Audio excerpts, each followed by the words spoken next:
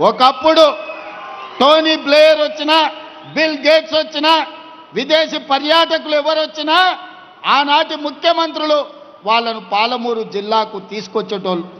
ఎందుకయ్యా అంటే మన పేదరికాన్ని చూపించడానికి, మన వెనుకబాటుతనాన్ని చూపించి, అయ్యా మేమందరం వెనుకబడ్డాం, పాలమూరు వాళ్ళు నిరక్షరాస్యతతో కొట్టుమిట్టాడుతున్నాడు, పాలమూరు జిల్లా ప్రజలు వలసలు పోతున్నారు, తినడానికి తిండి లేదు, కట్టుకోవడానికి బట్టలు లేవు, ఈ పేదరికాన్ని చూసి మాకేమైనా బిచ్చమయ్యా అని అడుక్కోవడానికి మనల్ని చూపించేవాళ్ళు.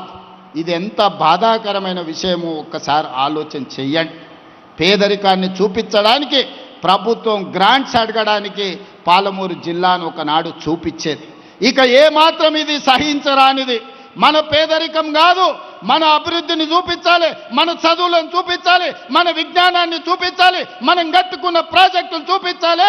మన ప్రాంతంలో ఐఐటీలో చదువుకున్న వాళ్ళు, ఐఐఎంలో చదువుకున్న వాళ్ళు, ఐఏఎస్ ఐపీఎస్లు అయిన వాళ్ళను పాలమూరు జిల్లా నుంచి ఈరోజు దేశానికే సేవలు అందిస్తుందని మన అభివృద్ధి చెందిన ప్రాంతంగా మనల్ని చూయించుకోవాలి. ఈ అవకాశం మళ్ళీ మళ్ళీ మనకు రాదు. వచ్చిన అవకాశాన్ని అందిపుచ్చుకోవాలి. ఈ మహబూబ్నగర్ జిల్లాలో ఉన్న ప్రతి విద్యార్థులకు నేను చెప్తున్నా, క్రమశిక్షణతో చదువుకోండి, జీవితంలో పైకి రాండి. చదువు ఒక్కటే మన జీవితాన్ని, మన భవిష్యత్తును మారుస్తుంది. ఆ చదువులకు అవసరమైన నిధులు ఇచ్చే బాధ్యత నాది. పేదరికం పోవాలంటే పసిడి పంటలు పండాలి, రైతుల కళ్ళల్లో ఆనందం ఉండాలి. పసిడి పంటలు పండాలన్నా, పేదరికం పోవాలన్నా ప్రాజెక్టులను పూర్తి చేసుకోవాలి.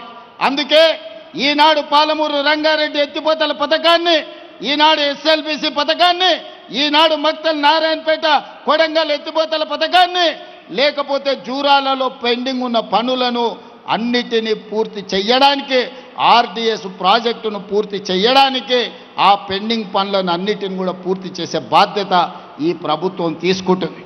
నా సూచన ఒక్కటే, మా సహచర ఎమ్మెల్యేలకు ఎక్కడెక్కడైతే భూసేకరణ ఉందో, ఎక్కడెక్కడైతే R&R ప్యాకేజీలు పెండింగ్ ఉన్నాయో, మొట్టమొదట నష్టపరిహారం వాళ్లకు ఇప్పించండి.